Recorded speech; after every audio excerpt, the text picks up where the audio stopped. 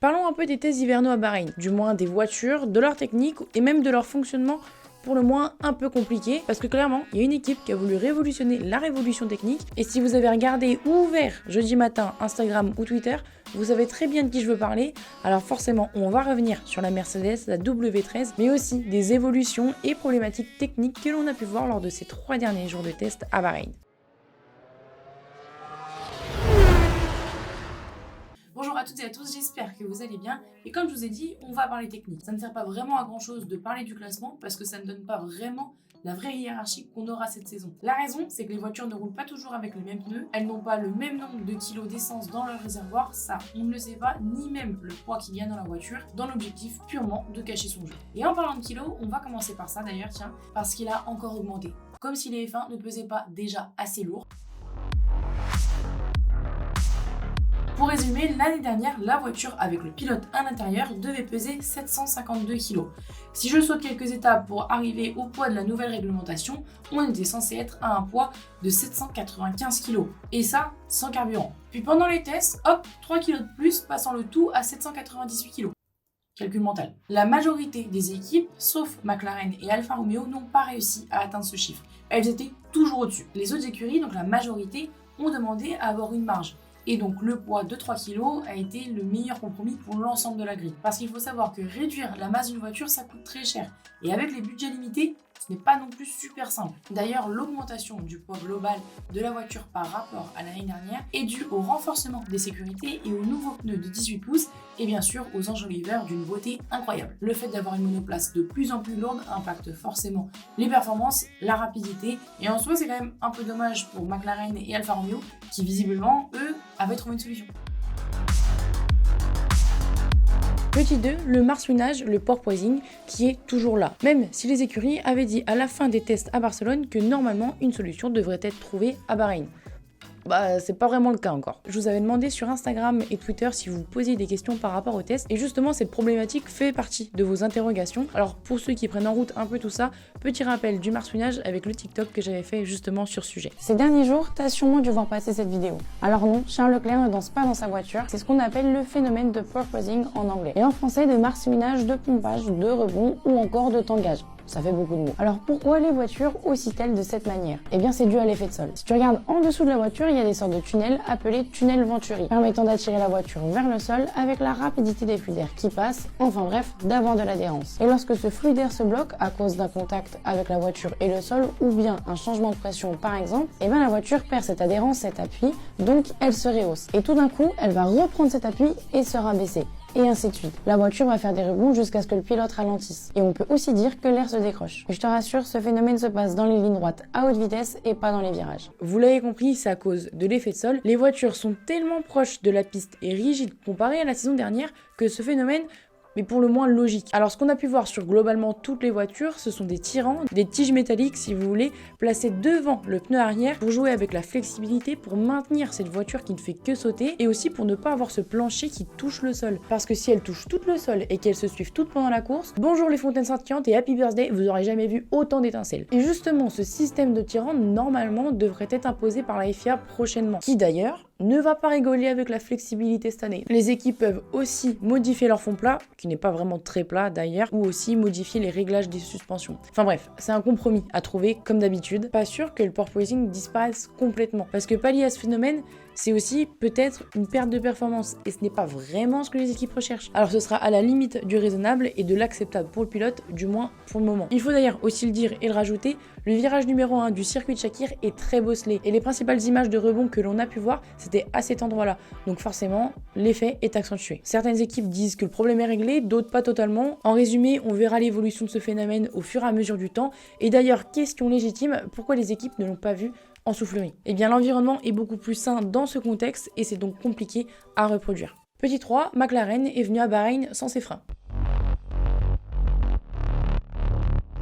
Ouais, plusieurs fois on a vu Lando Norris partir tout droit ou complètement louper le virage. C'est simple, c'est l'écurie qui a fait le moins de kilomètres pendant ces 3 jours d'essai et qui a vraiment été impacté par le problème. Parce que ce problème est dû à la surchauffe des freins avant. Explication. Pour limiter les coûts, la FIA a imposé les mêmes caches pour toutes les écuries et sans trou. Alors que chacune dépensait des milliers et des milliers pour gérer la chaleur avec leurs caches qui avaient des ouvertures. Là, tout le monde est sur le même pied d'égalité et chacune doit s'adapter à ses caches. En plus de ça, avec l'augmentation des pneus 18 pouces, les disques de frein ont aussi poussé, passant de 11 à 13 pouces. Ces disques de frein sont faits de plein de petits trous. Sur ceux-là, ils sont plus grands, 3 mm et en moins grande quantité. Donc forcément, la chaleur est gérée différemment, d'autant plus qu'à Bahreïn, ils peuvent monter jusqu'à 1500 degrés. Les tests à Barcelone pour McLaren, c'était super bien passé, mais il faisait plus froid. Et quand on atteint des températures de piste qui peuvent aller jusqu'à 60 degrés à Bahreïn, c'est quand même différent. Bref, ça fait plusieurs paramètres et visiblement, McLaren a des problèmes pour refroidir ses freins. L'écurie n'a pas pu faire tout ce qu'elle voulait, notamment sur les long runs où elle était le plus pénalisée. Et d'ailleurs, il n'y a que Lando Norris qui a piloté sur ces 3 jours de test parce que Daniel Ricciardo est atteint de la Covid-19. Il y a quand même des pièces en urgence qui sont arrivées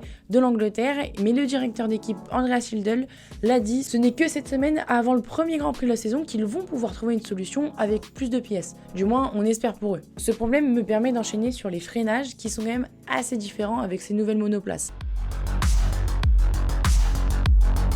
Si avant ça fonctionnait par palier, Charles Leclerc l'a expliqué au micro de Canal+, qu'il fallait mettre un gros coup de frein et tout de suite relâcher après. Quand les pilotes freinent, la voiture perd énormément de ses capacités aérodynamiques, de cet effet de sol, et s'ils restent trop longtemps appuyés sur cette pédale de frein, ils vont bloquer les roues. Donc, logique, ce n'est pas le mieux, même si on a vu que les pneus n'étaient pas tant marqués par les blocages. Vous le savez sûrement, mais quand les pneus se bloquent, ça fait une sorte de plat sur la gomme, et ça réduit donc les performances de la voiture et aussi des pneus. Et on garde bien sûr le meilleur et plus vous pour la fin, les pontons de la W13, du moins inexistants.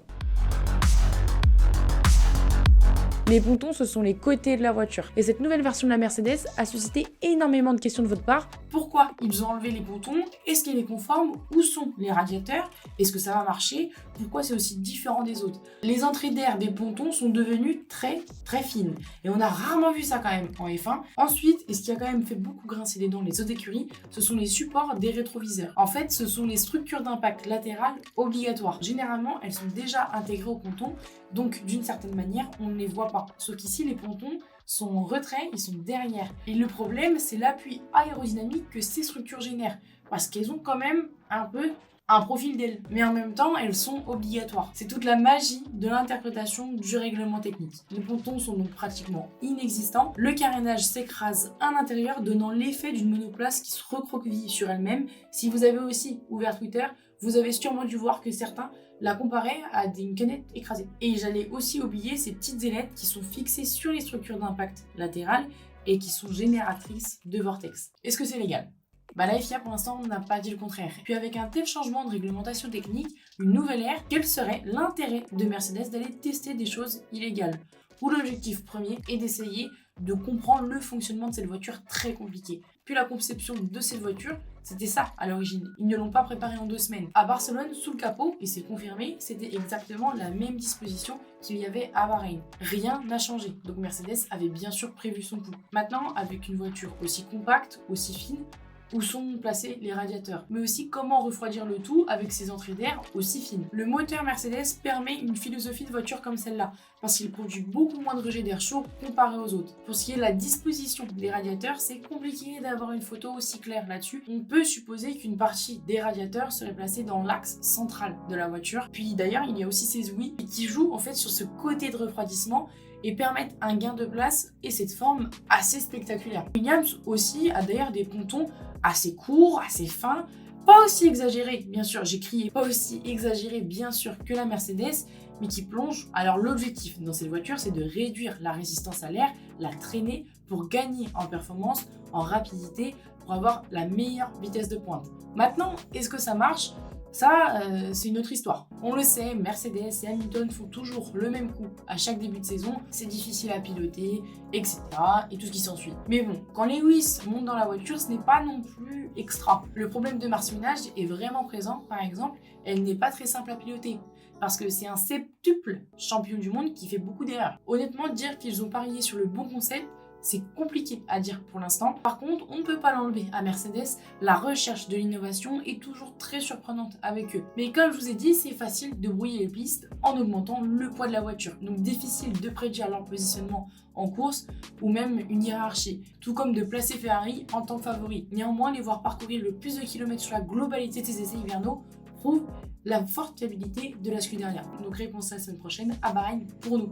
Parce que les écuries savent très bien où elles sont positionnées. Avec les tas de données qu'elles ont des autres écuries, elles ont quand même pu déjà établir une hiérarchie à la fin de ces tests. C'est la fin de cette vidéo. Je sais, on aurait pu parler encore de plein de choses, comme l'évolution des pontons de la Red Bull le dernier jour des essais libres, ou encore de différents fonds plats. Et d'ailleurs, petite information, vous comprendrez pourquoi dans quelques jours. Il n'y aura pas trop de vidéos sur YouTube cette semaine, mais il y en aura sur les réseaux sociaux. En tout cas, si cette vidéo t'a plu, je t'invite à la liker, me dire ce que tu en as pensé en commentaire et également à la repartager. Et bien sûr, le switch habituel, je t'invite à t'abonner à ma chaîne, à activer la petite cloche pour savoir quand je poste une vidéo. Bien sûr, mes autres réseaux sociaux, Instagram, Twitter, c'est là-bas. Instagram, Twitter, TikTok. Bonne journée.